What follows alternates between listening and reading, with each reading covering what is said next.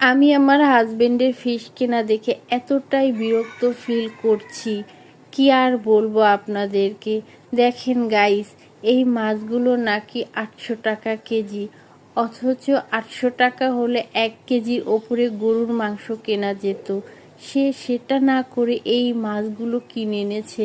আমার এতটাই রাগ হচ্ছে যে আমি প্রকাশ করতে পারছি না। মনে হচ্ছে মাছগুলো আমি বাইরে ফেলে দেই। মাঝে মধ্যে তার কাজকর্ম দেখে মনের ভেতর অনেক বেশি আনন্দ লাগে, আবার মাঝে মধ্যে তার কার্যকলাপ দেখে এতটাই রাগ হয়, কি যে বলবো বুঝতে পারি না। আমি যখন তাকে বলছিলাম এই মাছগুলো না কিনে যদি মাংস আনতা সেটাই তো ভালো হতো, সে আমাকে উত্তরে বলছিল মাছের স্বাদ মাছের কাছে আর মাংসের স্বাদ মাংসের কাছে, সুতরাং এই দুইটা জিনিসের স্বাদ আলাদা এবং ভিন্ন ভিন্ন।